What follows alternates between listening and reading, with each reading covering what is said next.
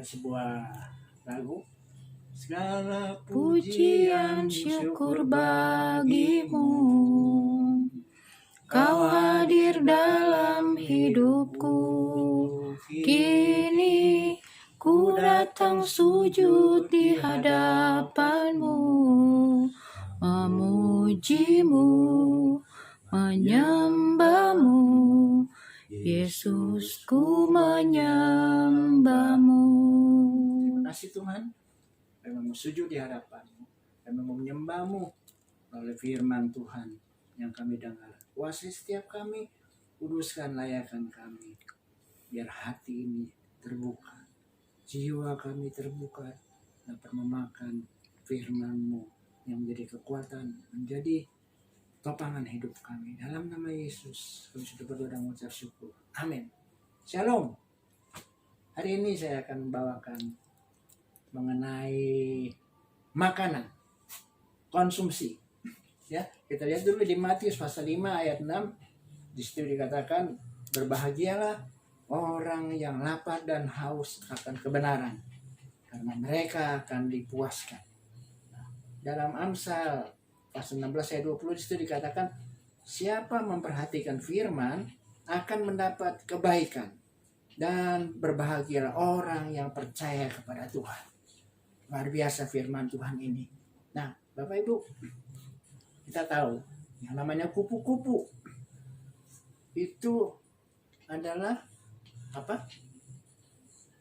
Kupu-kupu jenis binatang yang terbang hingga ke sini ke sana di kuntum-kuntum bunga, membawa serbuk dari kuntum bunga ke sini ke kuntum bunga yang sana, mengasimilasikan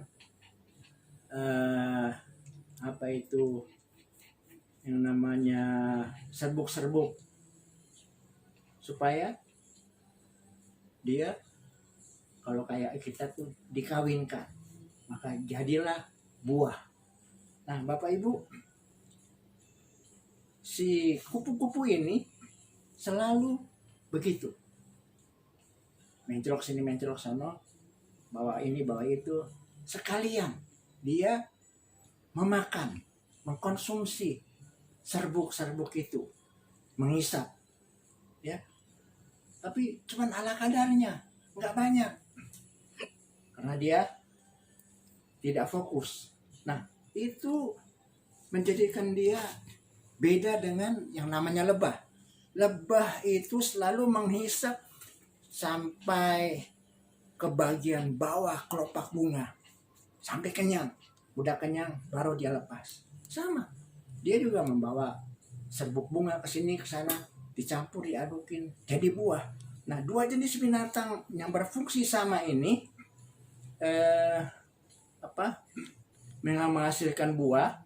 Yang satu makan secukupnya, makanya dia jadi lebih langsing, lincah, lebih lebih cantik, playful. Yang satu lagi lebih gembul makannya. Gembul ya, tahu nggak gembul apa? Ini kata-kata orang dulu, gembul lebih bulat gitu. Lebih bulat, ya. Dia menampung makanan. Nah, kalau sampai musim hujan atau musim dingin di luar negeri, banyak kupu-kupu yang mati. Langsing cakep ini, tapi banyak yang mati. Kenapa? Karena makanannya habis, cuma sedikit. Kalau lebah enggak, dia masih tetap hidup. Kenapa? Karena makanan masih ada di dalam dirinya, ya. Nah, begitu juga kita tidak bisa menjadi orang Kristen yang beriman tangguh. Kenapa? Jika kita hanya makan atau mengkonsumsi sedikit makanan rohani, memang langsing, lincah, berbaur ke sana ke sini, bawa cerita, sekalian bawa Injil, tapi cuma sekedarnya. Ya. Kalau udah begitu gimana?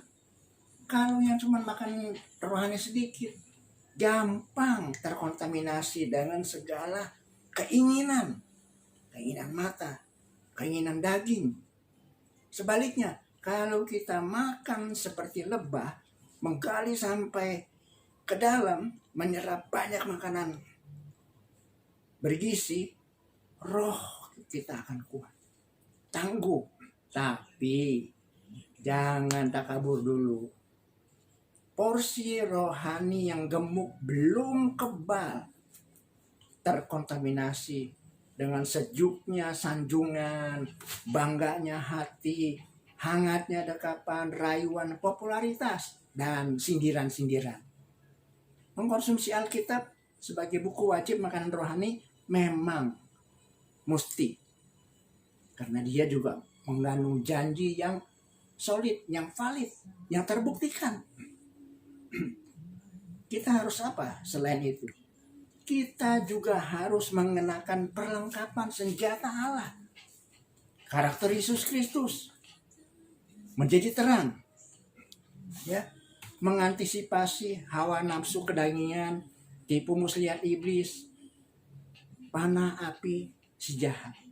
Kita bisa baca di Roma pasal 13 ayat 14. Di situ dikatakan kita harus mengenakan Tuhan Yesus Kristus sebagai perlengkapan senjata terang, dan janganlah merawat tubuhmu untuk memuaskan keinginanmu. Nah, di Efesus 6 ayat 11 dikatakan, kenakanlah seluruh perlengkapan senjata Allah supaya kamu dapat bertahan melawan tipu muslihat iblis. Ya, di Efesus 6 ayat 14 sampai 18 juga di situ dikatakan, berdirilah tegak, berikat pinggangkan kebenaran, dan berbaju jirakan keadilan.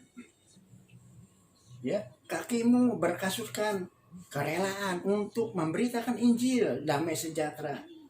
Lalu dalam segala keadaan pergunakanlah perisai iman, sebab dengan perisai itu kamu akan dapat memadamkan semua panah api dari si jahat.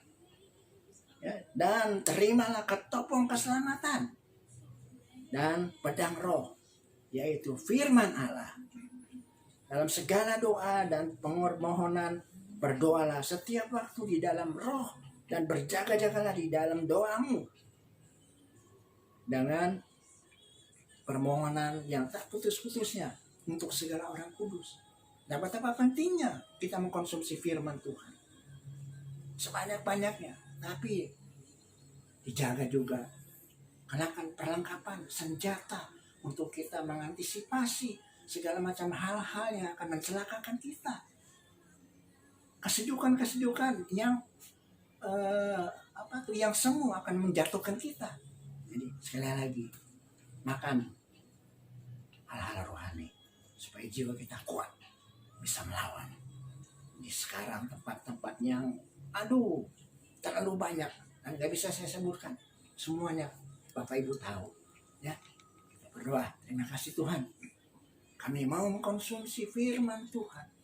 Di samping itu kami juga mau mengenakan seluruh perlengkapan senjata Allah supaya kami bisa mengantisipasi segala macam hal-hal yang akan mencelakakan kami dalam hidup ini, supaya kami bisa menjadi terang, kami bisa menjadi berkat, tidak menjadi batu sandungan. Terima kasih Tuhan, kami mengucap syukur dan kami melakukan ini. Amin. Shalom, Tuhan berkati kita semuanya.